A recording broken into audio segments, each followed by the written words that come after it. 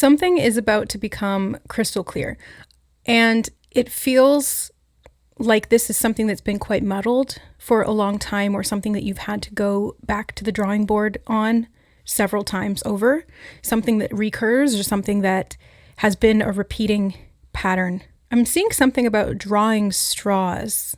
Isn't that where you choose someone and whoever gets the long straw or the short straw, I'm not sure how it goes, is the one that's picked out of the group? There's something about that, and this could be kind of like a random chance style of decision that's made that helps or propels you towards an answer or a clarity. Like at least you know. And I can see that there's other people involved here. There's a group of people, or there's someone else that's somehow tied to this or involved, and they're not going to give you the answer, but they're involved in the process of how you come to the conclusion, how you find your truth, I just heard. So this is about your truth, what's true for you.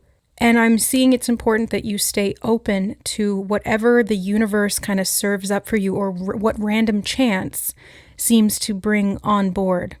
Because this isn't something that you can necessarily predict. It's a plot twist. It is something that there hasn't been a lot of foreshadowing for, but it's interesting because I'm getting this message about it having been something that repeats, or you've had to kind of go back to the drawing board to try and find a solution for whatever this is that we're talking about.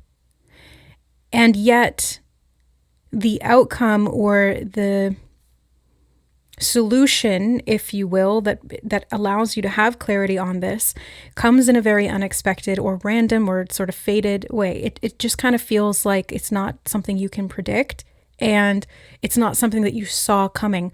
So there is some unknowns here that we're talking about, but at the same time, I feel like those unknowns are hidden for a reason, or they are, I'm hearing sequestered. And isn't that when people are separated? Like if you're on a jury, you're sequestered, or you're not allowed to be exposed to outside information or to share any information from the trial. You kind of have to be like hidden away for a time until the verdict has been made. So maybe this is something like that, where you have had to kind of, they just said play your cards right. Okay, you've had to play your cards right in some way, and you had to keep your hand hidden, or something about this whole situation had to remain hidden from you. And maybe that's why you kept coming up blank, or kept coming up with solutions that didn't really work, or things that didn't really kind of give you the outcome that you had intended. And I'm seeing a leap of faith after a leap of faith after a leap of faith. So it does feel to me, yeah, they're showing me a rodeo bull. First of all, it's not your first rodeo. Second of all, it's kind of like the bucking bronco. You never know which way it's going to go, what direction, and you just have to hold on. You just hold on for dear life. This is kind of a vibe that I'm getting. I don't know what this is in regard to for you specifically or collectively, what this is, but I can feel it, and it's not an easy energy, but there is some playfulness to it, which is odd. So it feels like problem solving, and if you get frustrated with it, it makes it harder to solve the problem. And I'm seeing a lot of childlike energy on the table in front of me. I did pull some cards on this. So far, I've just been channeling, but let's go ahead and dive into these, I guess, because they're coming up. We have the Fool card and 2 pages. This is very young energy. So I'm seeing like open-mindedness, and okay, I just heard something about combat. That's so not connected to these cards. What are you talking about, Spirit? They're saying combat ready, and they're showing me children in cardboard armor. Okay, what? But they're going to war, but it's play. It's not real. But there's something about these children really feeling as though it is real, even though they know that it's play. It's the imagination that they're very much immersed in. And there's a solution within that play. So as you maybe like role play, or wear a mask of some kind, or don like a cosplay outfit, I don't know if this is literal or metaphorical, you're able to find a solution through the imaginative play that ensues. Okay. Now, creativity is a huge part of finding the solution. And that's why I think No, I should say, I know that this solution is not going to be found when you're frustrated and when you're too in your head about it. I know that because we've got the 9 of Swords here. So it's not going to work if you keep pushing. It's not going to work if you overanalyze it. It's not going to work to like logic it out in this way. There's something to be said for logic and planning and foresight and all of that. But again, this is an unknown factor, or there's like some chance to this. And so you do kind of have to just play with this energy or with this solution, because if you can kind of get out of your own head, that idea will come in. It wants to come in, but it needs to come in, or it will come in through play. Creative inspiration through some kind of collaboration could be part of this as well, because they keep showing me like groups of people and you being with other people when this solution is found, or when you get some kind of insight and that allows you to break out of the pattern that was repeating over and over. And I say that because look, you've got a lot of cards that are multiple in the sense that there's not just one person on them. You've got the 3 of Pentacles, which is working together as a group, and I see that's where that creativity really comes in. And then you've got the 6 of Cups, which is generosity and being able to have this very innocent, again, childlike connection that the imagination can swim in and really thrive in. And again, this is what's offered to you or what you're offering, and it's connected to the solution. Then you got the 3 of Cups and the 6 of Swords. Now, 6 of Swords is connection through, okay, they keep interrupting me. I'm trying to complete sentences and form thoughts, and they said market value and marketing, they're saying, and they're showing me the 3 of Pentacles, which actually flipped down when I put it down. It like dropped. 3 of Pentacles. So this could be a work situation or something to do with finances or collaboration within a team environment. And finding out how to market something or how to share it, how to offer it up in a creative way. I just heard the word pastel colors, something about pastel colors. Okay. But I was going to say, the 6 of Swords here can talk about being able to assist other people. So you've got 2 very helpful 6 energies here, where it's you and other people or someone else collaborating towards getting you to this common goal, or helping you to at least just figure something out. Now they're showing me drawing straws again. And it's not, I don't feel like you've been forced into any kind of a situation where you have to draw straws and you get the short end of the stick. What this feels like to me is more like we really can't decide who's going to be the one to do what. So we're going to, because I'm hearing because we're all qualified. Okay, so it's like leaving it up to random chance. So let's all agree that this is the way that we're going to choose because it's the most fair and objective. And we're going to see who draws what and who gets to implement this, whatever this is. Yeah, there's a lot here to do with fairness, and I've been seeing 222 all day. Like it's come up maybe 6-7 times today, which is not uncommon for me to see number sequences repeating in that frequency or to that level, but it's enough today that I'm like, okay, this is the energy that is strong right now. There's a lot to do with fairness, and 222 kind of reminds me of the scales of balance, justice, collaboration, partnerships, and can even lead me toward the energy of Libra as an archetype. It's mediation, it's fairness, it's justice. Oh yeah, they did say sequestered, and the reference that I saw was like a jury courtroom kind of thing. So there is something here to do with fairness for sure. Having to do things in a way that keeps them objectively fair for everyone involved in this group setting. Now, how are you finding the solution to this? Well, I feel like it's through connection to other people. I just saw the dolphin in the background of this card. Dolphins kind of speak to me of friendship, playfulness, again, innocence, this childlike nature, but also pods. It's rare to see a dolphin on their own. So I'm, again, reiterating this message here that you're meant to be working with other people, or it's through collaboration that this inspiration or the solution you need can be found. They keep saying getting out of your own head or getting out of your own way. For some of you here, I mean, take it if it resonates, right? But I'm getting this strong energy of being in this state of overthinking, like going around and around and around.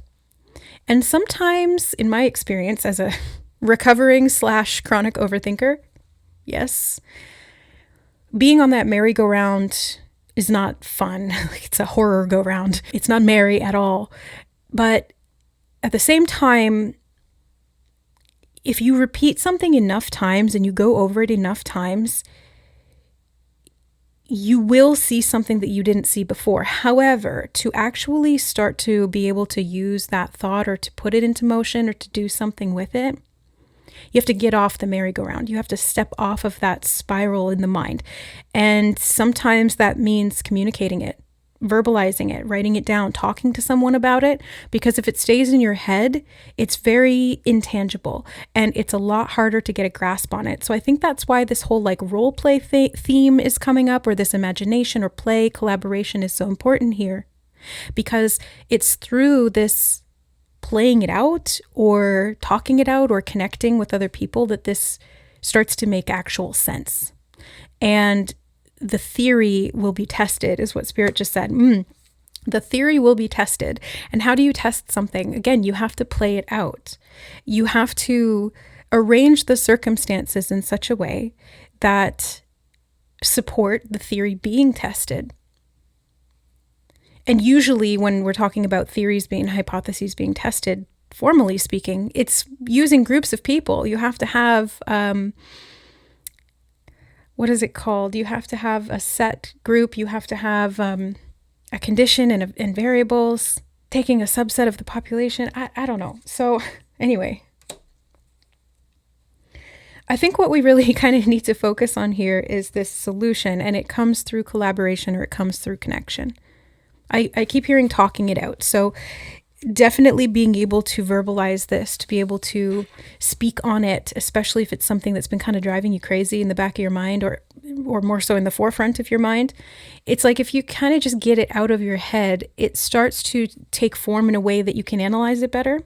So you're still analyzing, but it actually starts to work. Instead of just seeing it in this abstract model in your head, you can actually, they're showing me a 3D printer right now. So it's like you get the concept out of your mind, you 3D print it, and then you can actually study the dimensions of it, which is a lot more fruitful and a lot more productive. And maybe even having other people, they're showing me a bunch of people sitting around a table analyzing a 3D printed dragon.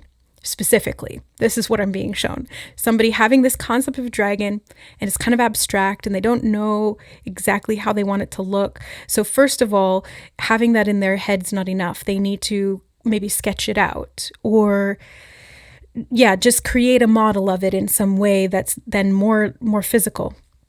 I'm hearing something about linear. And then plug it into the machine. I don't know how 3D printing works, and then it spits it out, I guess. And then they're showing me this 3D dragon printed in the center of the table with a bunch of people sitting around the table at kind of the 4 points, north, east, southwest, or left, right, each corner of the table, and looking at it from a different angle. And then being able to kind of pick it up and turn it around, although they're only showing me one person picking it up and turning it around. Everybody else is kind of observing or watching. And there's this one person who's chosen, and they're showing me drawing sticks again to pick it up, turn it around so that you can see all angles, even the underbelly. So the analysis still needs to happen. I'm hearing tinkering. And they have been showing me synchronicities about engineers and mathematicians, and working through a problem to find the solution, and like looking at something from multiple different angles so that you can see everything that you're working with to come up with this, in this case, creative solution.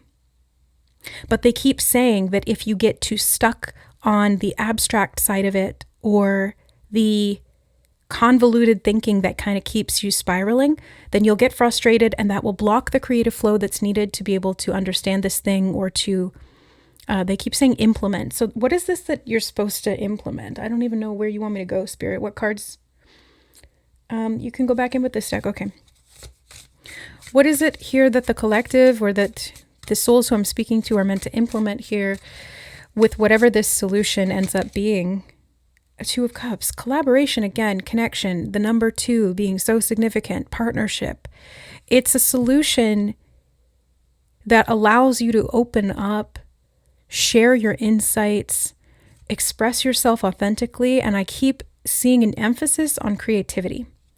And they're showing me like the Temperance card was on the bottom here somewhere. It's back in the deck now, but I'm seeing a lot to do with creativity. And they were showing me mixing these two things together or finding the right mixture. There's like multiple ingredients that you're adding to this cup to get exactly the right solution. But again, you've had to go back to the drawing board on this one multiple times to get it right. And trying to do it alone wasn't working. And that's why other people or inviting them into your work here and being able to open up and trust and collaborate is so key, is so crucial, because you end up getting it right, because you can see it from multiple angles that you would not have been able to see alone, or you get inspiration that wouldn't have come to you in the same way if you were just still trying to do it alone. There's a definite message here about working together, and that's going to result in the right solution. It's interesting because the word solution can mean a lot of different things. It can mean the answer to a mathematical problem, or they're saying proof. Oh my God. Okay, hold on. Solution can also talk about like a liquid solution. They just said salutation. Hello. Okay. Hello. They showed me somebody going like this. Hello. Solution to a problem. A mathematical solution or a proof. I'm not sure what proof means mathematically. Maybe it's talking about the equation behind the solution or that helps you get there.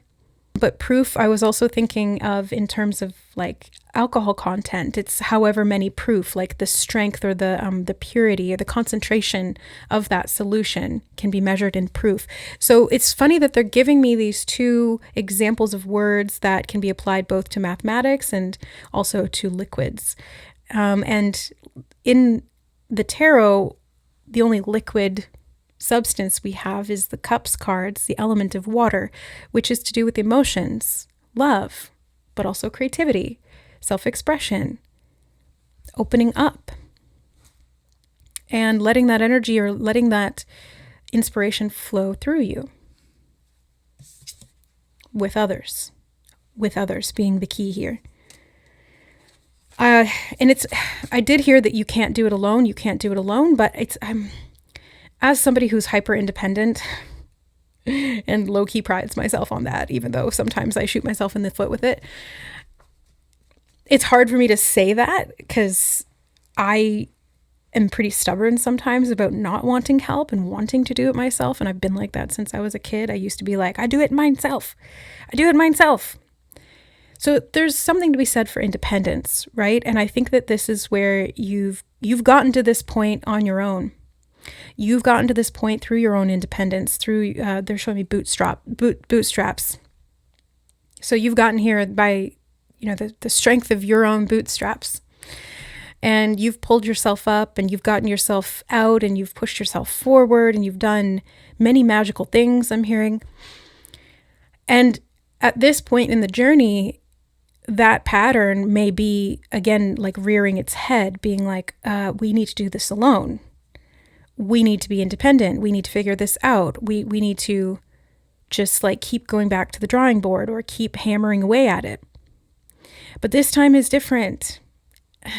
And it pains me to say that. Maybe it doesn't pain you to hear that. Maybe you're not like me and you're like, yeah, I love collaborating. That's great. And so do I. I like working in teams. I like working in groups. But if I can do it on my own, I'm going to do it on my own, So it's just easier. So it kind of feels like that's not going to work this time around. Like it just doesn't work like that this time. For this solution, the key really is collaboration, and there's really no way around it. There's no way around it.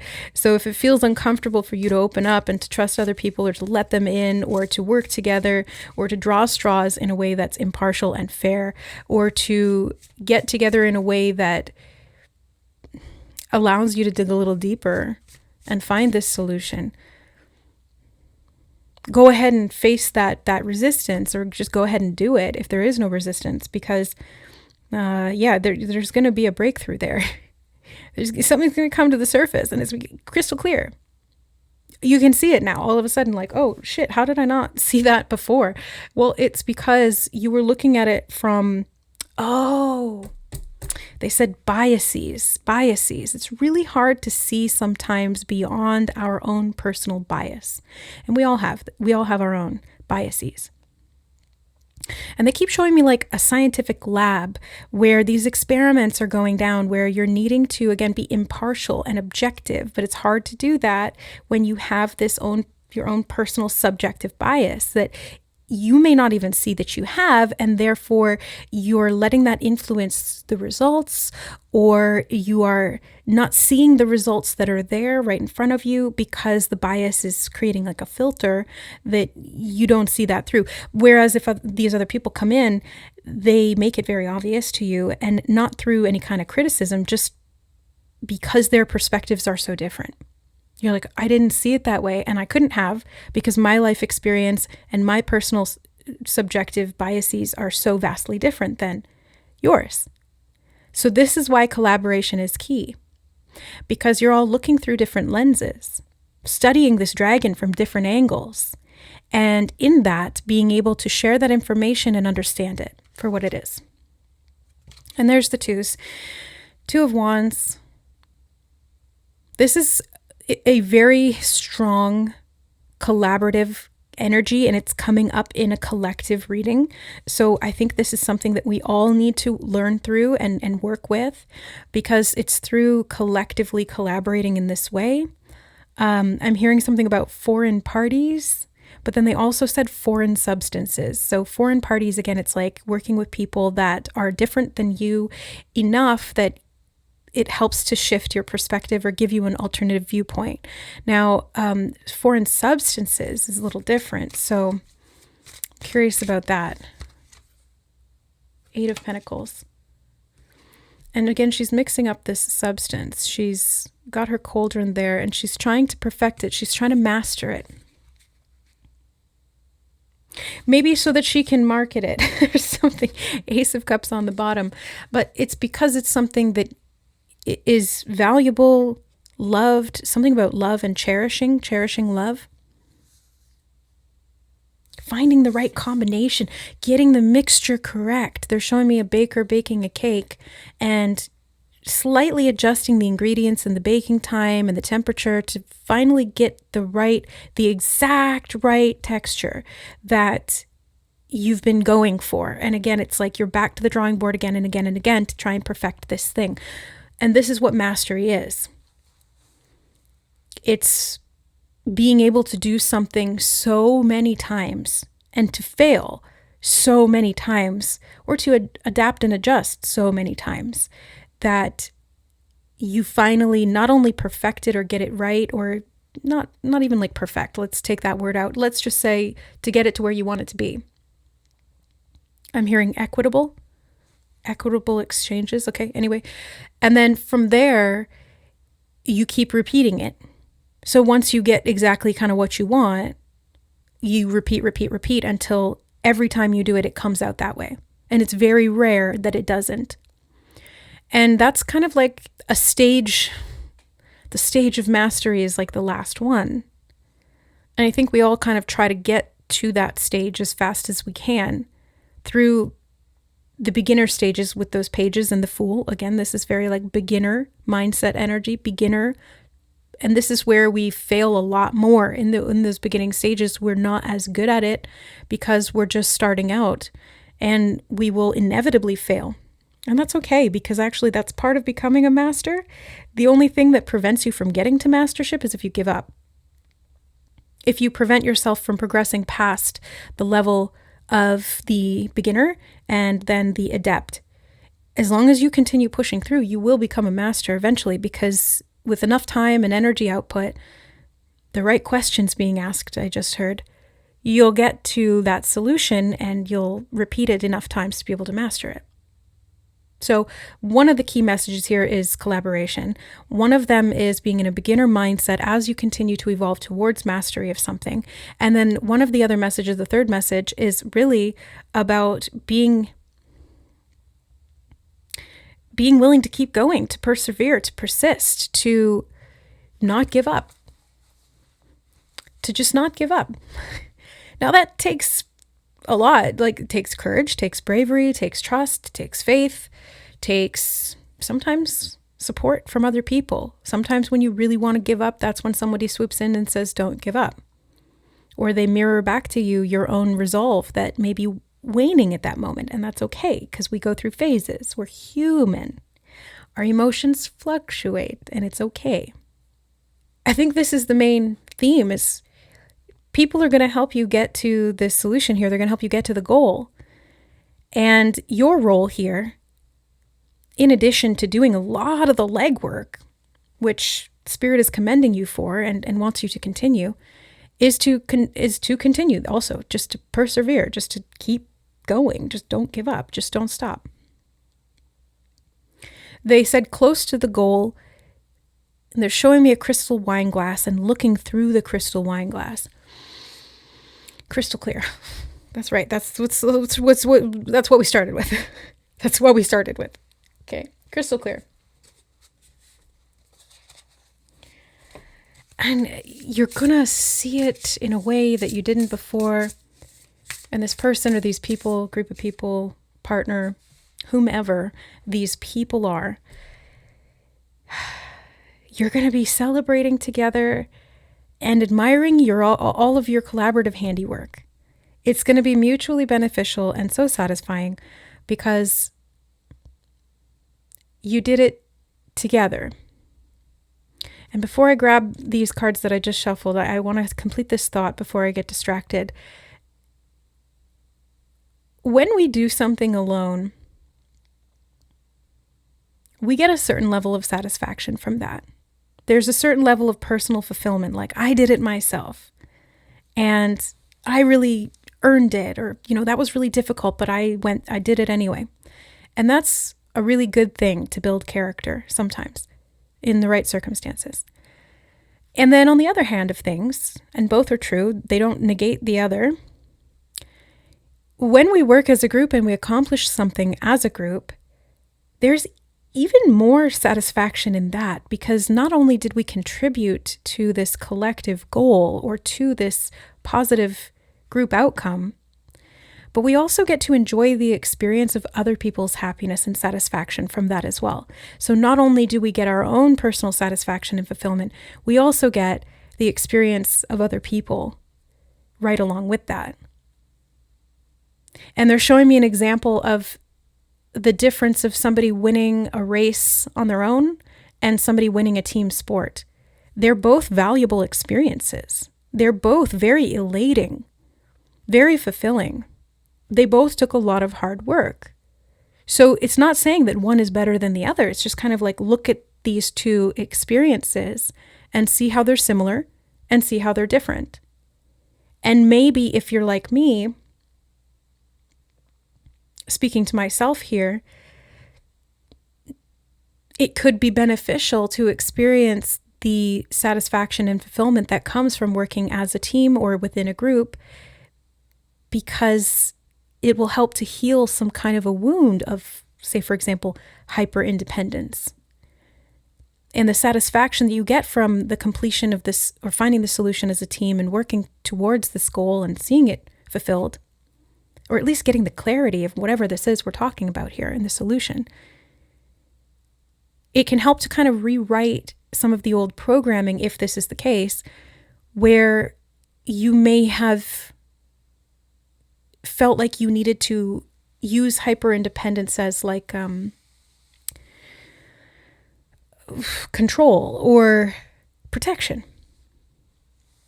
Because I know that's why I use it. Because it doesn't feel safe to trust other people. It doesn't feel safe to let them in. It doesn't feel safe to rely on other people. Hashtag trust issues. Okay.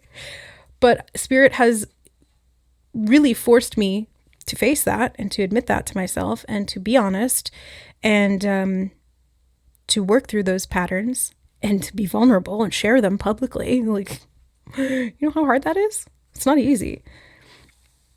But I do it because it's part of me having trust in myself, which in turn allows me to trust other people. And working with spirit, literally, they are groups, energies. They are my spirit guides, my higher self, my oversoul, avatar consciousness, the entire God consciousness, every other person here on the planet. Like, spirit is a lot of things. And working with that energy has been a collaborative effort. So this could even be talking about you working with spirit in this way and opening up to spirit in this way. But I definitely do see other people involved here.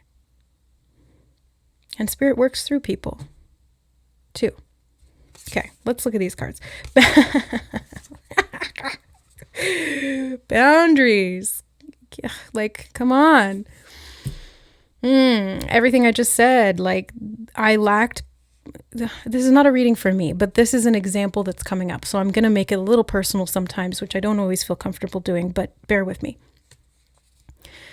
When I lacked boundaries and I trusted too much, too early, or for the wrong reasons, I put my needs in other people's hands, and in doing so, it let me down. And that was when I learned I have to do this myself. And it started out probably in a healthy way, like when I was very little, just being like, I want to do this myself because I want to be independent, because I want to be a big girl, because I want to feel strong and capable. But then it became more of a protective mechanism where it wasn't healthy like that anymore. It became unhealthy, where it was too much and it was avoidant in the sense of like pushing other people away and not letting them help maybe when I actually genuinely needed it or would have benefited from it. So I feel like for me, spirit really putting me through this. I'm hearing something about hogwash. Does somebody feel like this is bullshit? I don't. You're free to have that opinion if that's how you feel. That's how you feel. No, they're showing me a pig being cleaned. Hogwash. Ha. It's like the pig's getting a wash. He was rolling in the mud, getting cleaned up. And the pigs being fenced in, so boundaries, so that they don't go around and roll in the mud, although pigs like to do that. But I digress. Having to learn boundaries really helped me to gain a lot of self-esteem and confidence, and then that helped me to feel stable in myself and being able to ask for help and even to accept help when it was offered, even though my natural impulse was to say, no, I got this. It has been a journey, and I'm not saying that I'm a master of it yet, but this is something that Spirit is wanting us to look at. These themes of where we either lack boundaries or where those healthy boundaries that we implement for ourselves can uphold not only our own independence, but our interdependence with other people and the collaboration keys or cues and codes that we will benefit from and will benefit others with. Leadership. This is a tough one because leadership can be lonely. When you're leading, sometimes you have to go out front and you have to do it first and you have to fail a bunch of times. But I think, okay. Some of the message here is also about how leadership is really about group effort and collaboration, because if a leader has no one to lead, then who are they even leading? What are they even leading for? Yes, you can lead yourself. Yes, definitely. But there's something about collaboration that's so key here and so crucial. And what they just showed me was the difference again. We're kind of like analyzing these different angles to see the solution. The example was a leader who's out front, who leads the way forward, and that can be quite lonely because they're literally separated from the group, and or the group puts them on a pedestal that is isolating emotionally. And then this example of the leader who's in the group, who's in the team, who's in the, what they were actually showing me was an army. Oh yeah, the kids with the cardboard armor. Well, they were showing me this leader who's out riding on the horse in front, leading the attack. And then they showed me the leader who's in the group of soldiers and directing from the inside. So there's kind of like different, maybe this is different styles of leadership. Maybe this is different styles of, different styles of collaboration. They're showing me drawing straws again. So what are we, like drawing straws to see who's going to lead? Oh, they said in a group of leaders, who leads? I mean, and they're showing me an example of like, if you get a bunch of CEOs into a boardroom together, which one is going to take leadership? They're saying something about a flagship idea, product. I don't know what this is talking about. Flagship goes first, doesn't it? Or it represents the whole? I'm not sure.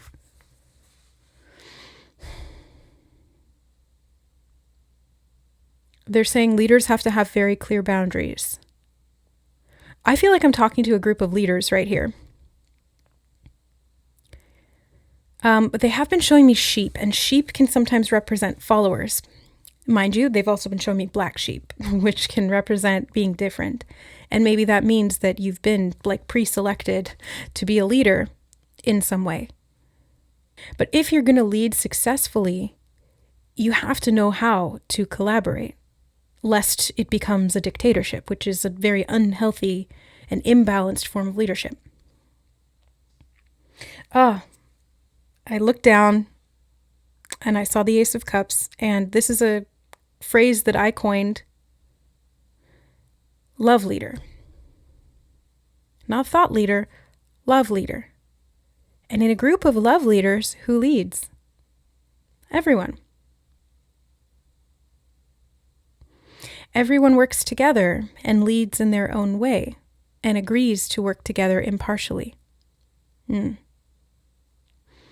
Everyone collaborates and uses their leadership abilities towards that common goal. I've also been seeing themes and synchronicities about the greater good. Towards that greater good. And putting your own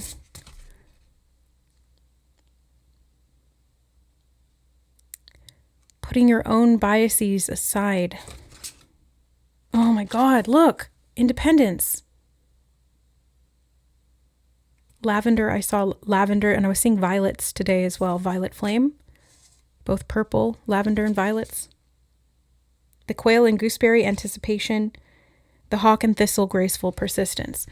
Okay, so graceful persistence is definitely recommended here. And what was this one? Anticipation.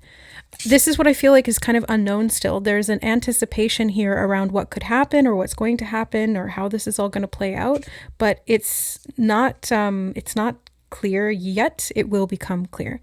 So I can see these themes very clearly: independence, leadership, boundaries. These cards are talking a lot about the themes that I was seeing before, about like needing to identify where it's necessary to be independent and when it's necessary not to. I want to grab the Astro dice, I think. Yeah, let's take a look at that just because I'm curious. Aries. Oh my God, Aries, leadership. We have the North Node. Development of your purpose. That's why I feel like there's destiny involved here. Aries, and we've got the third house, which is communication, transportation. They're saying something about transitory. The third house is ruled by Mercury, which is transitory. It moves quickly. They're showing me a whole bunch of delivery trucks being coordinated to go out at the same time to make deliveries at different places. And Aries coordinated that schedule. Aries is the one who like did the math to be able to, they're showing me the A-team now. The A-team, something about yeah, again, like a team of highly specialized people. I'm seeing Ocean's 11, you know, like there's like the safe guy, there's the gymnastics flexible guy, there's like the mastermind. It's so each one is a leader in their field, a master in their field. And when they collaborate, when they work together, they're able to accomplish something great. I keep hearing greater good. And there's going to be some kind of a directional shift. They're showing me this Two of Wands energy in the North Node kind of being like all of a sudden the world turns or something happens. And this shift kind of pushes you out of your comfort zone in a way. And this is why we've got these young energies here, the Fool and the 2 pages, because when you're kind of put outside your comfort zone like that, you may feel like you're doing something for the first time or needing to kind of keep a fresh mind about it. Aries is the first sign of the zodiac, so technically it's the youngest, but it's also the one that goes first and it's a leader. It's ruled by Mars, which is that warrior archetype. But that's why they were showing us these kids in cardboard armor, but also they showed me like a king leading the battle and a general, I guess, who was like in the army working with the troops. So it's got that battle energy to it. This could even be talking about entrepreneurship because they did represent certain themes like that. So I'm kind of like drawing some connections there. And Aries makes me think of entrepreneurship because Aries doesn't really like to follow orders. Aries likes to make things work for themselves, very independent. Yeah, I'm fascinated by the fact that we got this Aries energy coming out because Aries is independence. It's me. And Libra is us. It's we. It's about collaboration. So these two energies need to work together. Me and we, how does that fit? How do we fit? How do we find a solution? And they're saying collective good. How do we create balance? Hi, kitty. Yeah, baby. Yes, I see you. I'm not going to do an extended today, but I want to get a couple cards just to close out this reading. Yes, baby.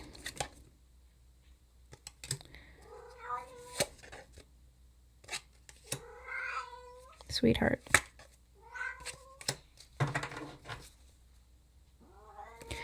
Okay. Come. Kitty says hi. She needs a little bit of attention. Otherwise, she'll keep meowing. Yes, I know, sweetie. We got the target on the bottom, and I've been seeing targets left, right, and center. Hitting the center mark. What does it take? Well, good aim, a good strategy, good form, and follow through. And a shit ton of practice.